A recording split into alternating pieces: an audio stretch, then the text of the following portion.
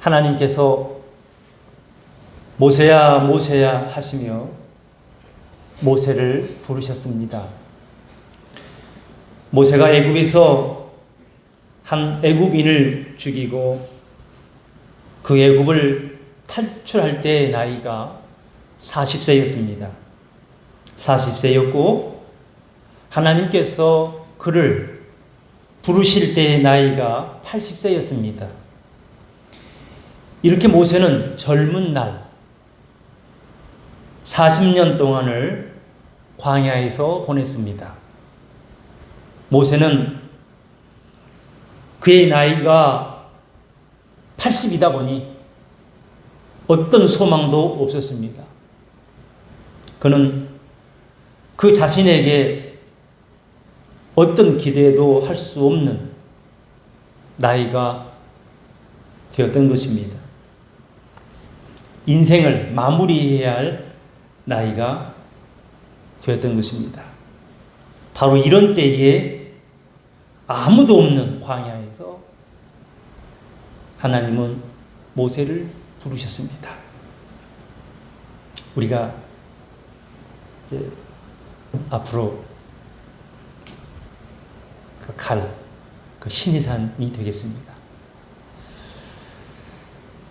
그리고 하나님은 모세에게 그곳에서 나는 하나님이다 이렇게 말씀하셨습니다. 여러분, 하나님 모세에게 어떤 하나님이라고 말씀하셨을까요? 먼저 나는 보고 듣고 아는 하나님이다 이렇게 말씀하셨습니다. 여러분, 하나님은 보신 분이십니다. 하나님은 아브라함 이전 노아 때의 사람들을 보셨습니다. 창세기 6장에서 하나님은 사람의 죄악이 세상에 가득함과 그들의 그 마음에 생각하는 모든 계획들이 항상 악할 뿐임을 보셨습니다.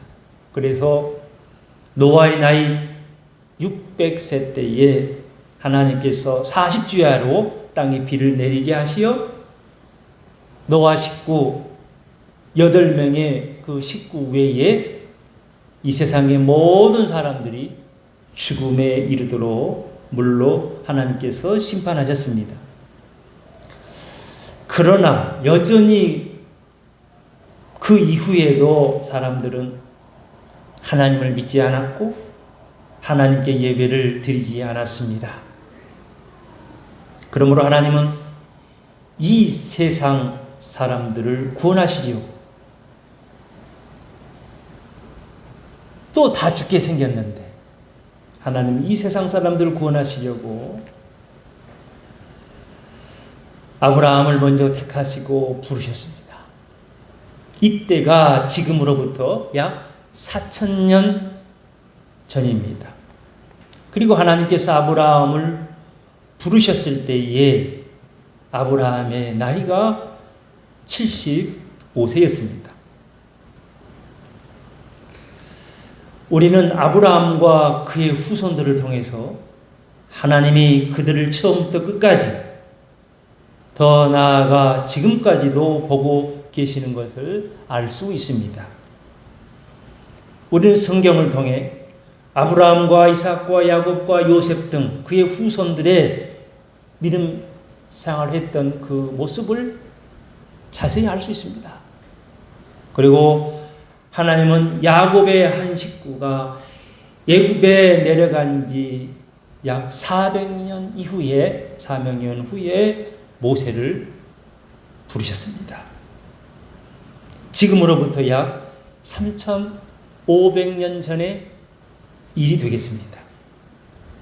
하나님은 모세가 혈기 많은 40세 때 사람을 죽인 그를 광야에서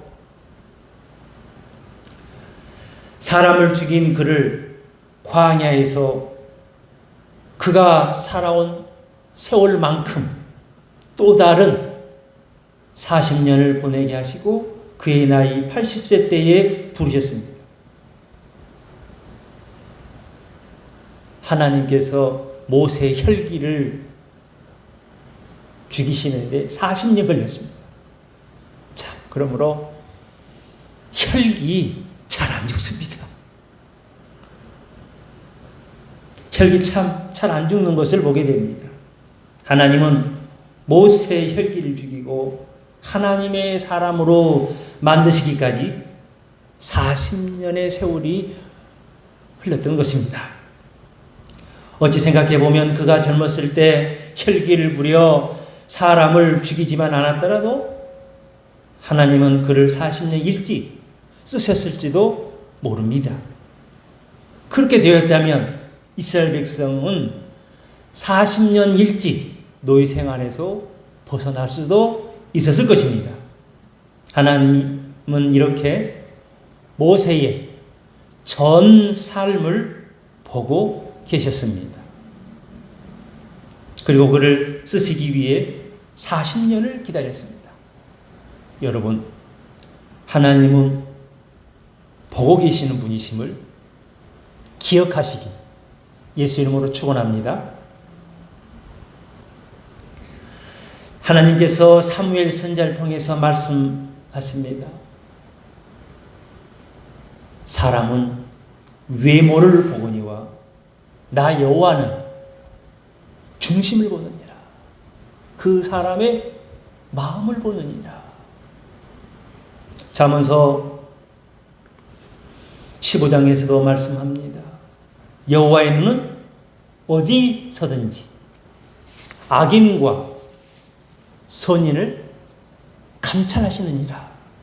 여러분, 하나님의 눈은 우리가 어디 있든지 그곳에 있는 우리를, 그곳에 있는 나를 보고 계시다는 것을 잊어서는 안 되는 것입니다. 예레미야는 남유다 이스라엘 시드기야 왕에게 하나님으로부터 남유다가 망할 것과 바벨론 왕에 의해서 예루살렘 성이 불탈 것과 심지어 당신이 왕이 그 바벨론 왕에 의해 반드시 사로잡혀서 바벨론으로 포로가 되어 끌려갈 것을 미리 말하여 주었습니다. 그러므로 예레미야는 하나님은 나라뿐만이 아니라 개인의 삶에 대해서도 하나님은 나라와 개인의 삶에 대한 과거와 현재뿐만 아니라 장래까지도 다 알고 계시다는 것을 예레미야 선지자는 알았던 것입니다. 우리 예수님을 봅니다. 빌립이 나다나엘을 데리고 왔을 때에 예수님께서 그가 온 것을 보시고 그에게 요한복음 1장에서 그에게 말씀하셨습니다. 빌립이 너를 부르기 전에 너가 무화과 나무 안에 있을 때에 너가 무화과 나무 아래에 있을 때에 보았느니라. 예수님은 요한복음 10장에서 말씀하십니다. 나는 선한 목자라. 나는 내 양을 안다. 할렐루야. 사도 바울이 로마로 향해서 배를 타고 가는 중에 폭풍을 만났습니다. 14일 동안 바다 한가운데에서 이 폭풍을 만났을 때에 그 배에 탄 사람들은 다 죽을 줄만 알았습니다. 그러나 사도 바울은 하나님이 그와 함께 하신다는 말씀을 천사를 통해서 전해 들었습니다. 하나님 말씀을 전해 듣고 그는 배에 탄 그들에게 말했습니다. 우리가 반드시 한 섬에 걸리리라. 사도 바울은 하나님께서 그의 전 삶을 보시고 계심을 이처럼 늘 경험하였습니다. 그러므로 사도 바울은 로마서 8장에서도 말씀하십니다. 마음을 살피시는 이가 성령의 생각을 아시나니. 할렐루야. 하나님은 우리의 마음을 살피신다. 이렇게 말씀을 전하고 있습니다. 여러분, 하나님은 보시는 분이십니다. 오늘 본문에서 하나님은 모세에게 말씀하십니다. 내가 애굽에 있는 내 백성의 고통을, 여기서 고통은 비참함이거든요. 비참함을 분명히 보았다. 여러분, 삶이 비참하고 고통스럽습니까? 하나님께서 보고 계시니 걱정하지 마시길 예수 이름으로 축원합니다. 걱정하지 마시기 바랍니다. 하나님께서 모세와 이스라엘 백성에게 그들의 문제를 해결해 주셨듯이 해결해 주신 것입니다. 그리고 하나님은 출애굽기 오늘 본문 9절에서 애굽 사람들이 그들을 괴롭히는 학대도 보았다고 말씀하시고 3장 16절에서도 말씀합니다. 너희가 애굽에서 당한 일을 확실히 보았노라. 하나님 이렇게 보신 하나님이십니다. 또 오늘 본문에서 하나님은 모세에게 나는 듣는다라고 말씀하고 있습니다. 하나님은 무엇을 들으셨다고 모세에게 말씀하고 있습니까? 7절에서 하나님은 이스라엘 백성들이 애굽의 노예 감독자로부터 이 감독자 때문에 그들의 부르짖음을 들으셨다고 말씀하고 있습니다. 이스라엘 백성은 요셉을 알지 못하는 애굽 왕이 등장한 이후로 그의 노예로 살아오면서 400여 년을 그렇게 노예로 살아오면서 그들은 가족이 죽는 것을 보았고 매를 맞기도 하였고 고된 노동으로 탄식하며 고통스러워도 했습니다. 그래서 그들은 하나님께 울부짖게 되었고 그래서 하나님은 그 소리를 들으셨던 것입니다. 출애굽기 2장 23절 이하에 나옵니다. 여러분, 우리 하나님은 우리의 탄식하며 울부짖는 소리를 다 듣고 계신 것입니다. 그러므로 우리는 하나님은 우리를 보고 계시고 우리의 삶이 고달파하고 힘들어서 탄식하며 부르짖을 때에 울부짖으며 기도할 때에 그때에 하나님께서 듣고 계시다는 것을 기억하시길 잊지 마시길 예수님이 축원합니다.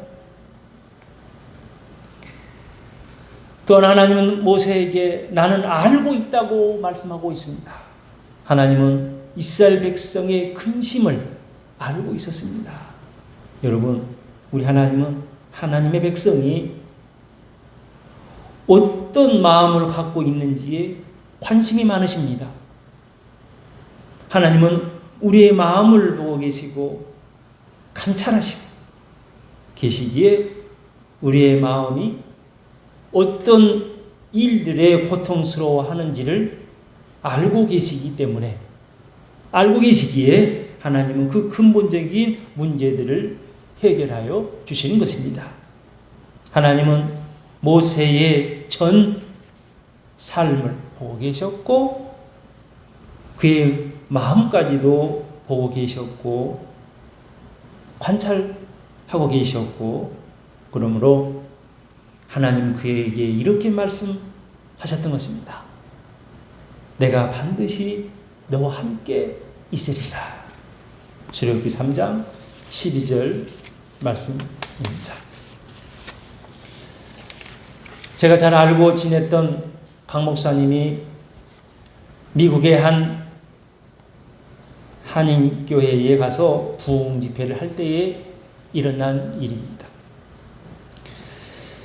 목사님이 첫 설교를 마치고 났을 때 한 여자 성도님이 목사님을 붙들고 울면서 목사님께 말했습니다. 목사님, 저 살기 싫습니다. 저는 저의 삶의 의미를 잃어버렸습니다. 미국 사람하고 결혼하고 살다가 이혼한 지가 벌써 8년입니다. 자녀들은 다 자랐고 또한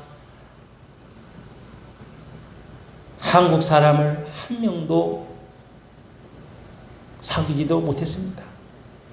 나 죽으려고 마음 먹고 있습니다.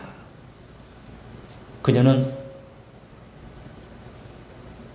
전혀 평안함이 없었습니다. 목사님은 성도님에게 이제 첫 시간이니 마지막 시간까지 참석하고 다시 이야기하자고 말했습니다.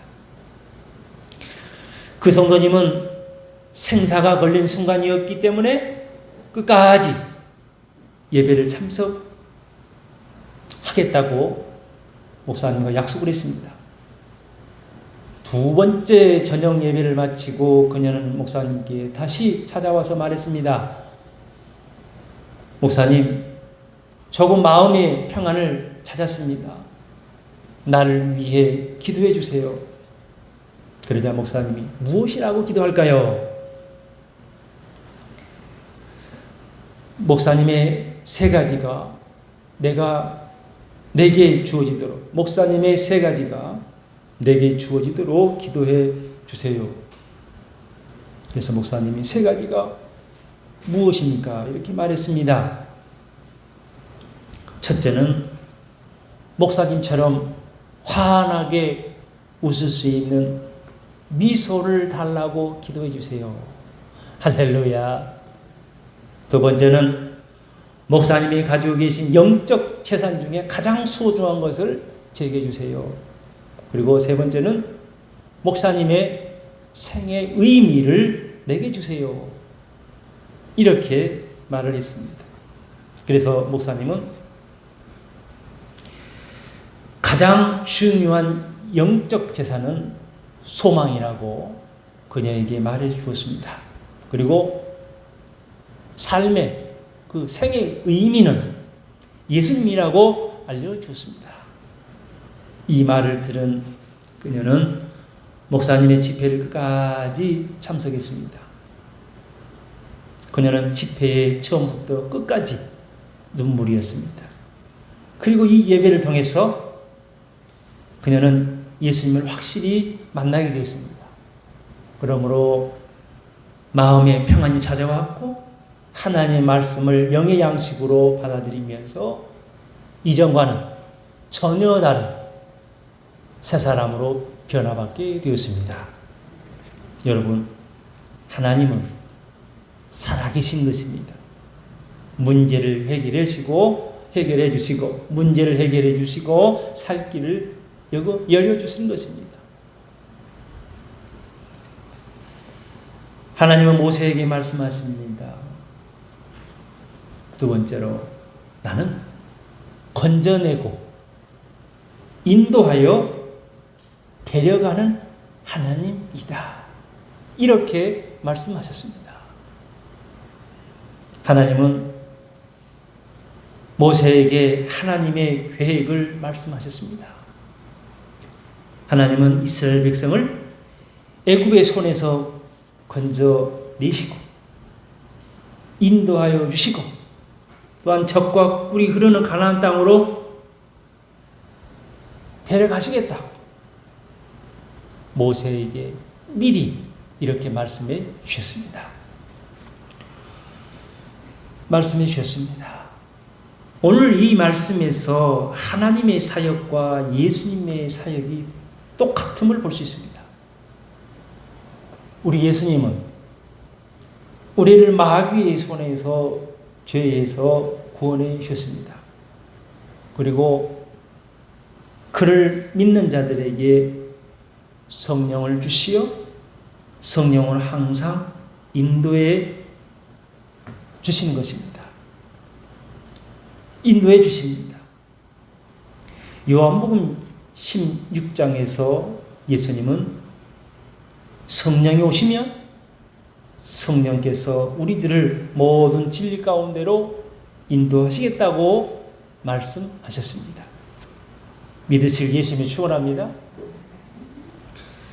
그리고 예수님은 하나님께서 이스라엘 백성을 가나안 땅으로 데려가시듯 예수님 또한 우리를 영적인 가나안 땅, 천국으로 데리고 가시는 것입니다. 여러분, 우리 하나님은 아브라함을 택하시고 부르시고 가나안 땅으로 인도하셨습니다. 그리고 하나님은 아브라함에게 그의 후손들에게 이 가나안 땅을 주시겠다고 모세로부터 약 600년 전에 약속하셨습니다. 그리고 약속의 말씀을 지키기 위해 때가 되어 이스라엘 백성을 가나안 땅으로 데리고 가시기 위해 오늘 모세를 부르신 것입니다. 하나님께서 모세를 부르실 때 나이가 몇 살이라 그랬어요? 네, 80세였습니다. 모세가 하나님으로부터 쓰임 받을 것이라고는, 모세가 하나님으로부터 쓰임 받을 것이라고는 그 누구도 생각하지 못했습니다. 모세 자신도 그랬습니다. 그러니 하나님께서 그를 부르실 때에 6절에 보니 모세가 하나님이 두려워 그의 얼굴을 가렸다고 성경은 말씀하고 있습니다. 하나님은 모세가 이 세상에 나올 때에 하나님은 그를 보셨습니다. 그리고 40세 때에 혈기를 부려 죄를 지었을 때도 보셨습니다. 그리고 애굽 왕이 죽이려고 하자 광야로 피해서 40년 동안 살았던 생활도 하나님은 보셨습니다. 그리고 하나님은 모세의 나머지 40년을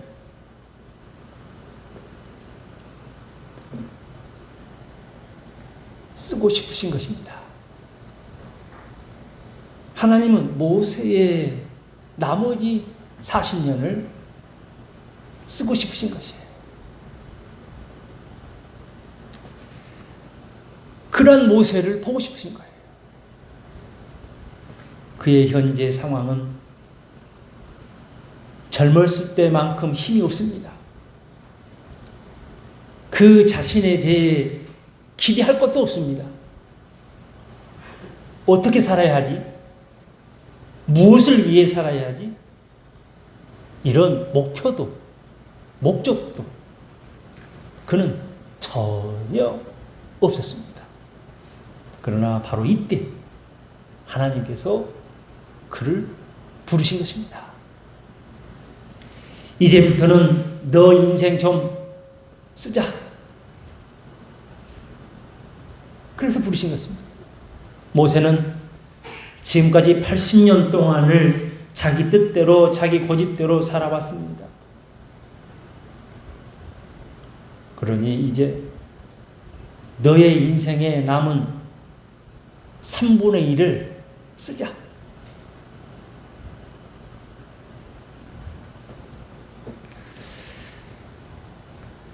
그런 마음을 하나님은 가지고 계셨던 것입니다. 여러분, 하나님께서 이렇게 말씀하시며 나머지 인생 내놓을 수 있겠습니까? 하나님께서 이렇게 말씀하시면 나머지 인생 내놓을 수 있겠습니까? 내놓는 성도들 되시길 예수의 이름으로 축원합니다. 지금까지 충분히 내 뜻대로, 내 마음대로, 내 고집대로 살아오십니다. 그러므로 이렇게 하나님께 말씀을 드려야 합니다. 하나님, 제가 어린이 주일학교 교사가 되어 아이들을 예수님을 잘 믿도록 가르칠 터이니 저를 써주시옵소서. 하나님, 제가 집사가 되고 권사가 되고 장로감이 되도록 오늘부터 하나님을 잘 섬기고 주의 일에 충성하겠습니다. 할렐루야. 이런 성도 되시길 주님을 축원합니다.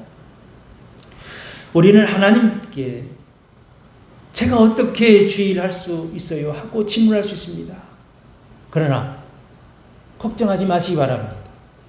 하나님은 사도 바울을 통해서 고린도전서 1장에서 말씀하셨습니다. 하나님은 세상에 미련한 것들을 택하시고 세상에 약한 것들을 택하시고 세상에 천한 것들과 멸시받는 것들과 없는 것들을 택하신다고 이렇게 말씀하셨습니다. 하나님의 특별함은 이것입니다. 하나님의 특별함이 있어요. 하나님의 특별함이 바로 이것입니다. 왜일까요? 고린도전서 1장 29절에서 말씀하십니다. 이는 아무 육체도 하나님 앞에서 자랑하지 못하게 하려 하십니다. 할렐루야. 하나님은 믿음이 없는 사람이 건강할 때 쓰임을 받고 그리고 젊었을 때 쓰임을 받아 그래서 잘 되었을 때에 하나님께 영광을 돌리지 않는 것을 하나님은 알고 계신 것입니다. 알고 계셨습니다. 그 사람이 자기 자랑할 것을 알고 계셨던 것입니다. 그러므로 하나님은 세상에 미련한 자, 가난한 자, 약한 자, 천한 자, 멸시받는 자, 없는 자, 미련한 자를 택하시고 부르셔서 쓰시는 것입니다. 이것이 하나님의 특별함입니다. 하나님은 모세가 약해 있을 때 쓰셨고 이스라엘 백성 또한 애굽의 노예로서 살다가 죽을 운명에 놓여 이렇게 약해 있을 때 하나님 백성으로 살게 하셨던 것입니다. 그러므로 이제는 나는 없고 하나님만 있는 것입니다.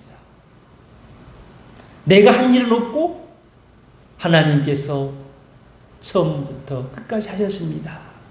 이 고백밖에는 없는 것입니다. 오늘 하나님께서 모세를 부르시고 그에게 하나님 자신을 소개하시고 하나님의 계획을 말씀하셨는데 말씀하신 목적이 무엇일까요? 오늘 이미 알고 있습니다. 이제부터 하나님 편에 서서 하나님의 일을 하자. 이것입니다. 하나님은 모세에게 어떤 하나님이라고 말씀하고 계십니까? 먼저 나는 보고 듣고 아는 하나님입니다. 두 번째로 나는 건져내고 인도하여 데려가는 하나님이시다. 할렐루야.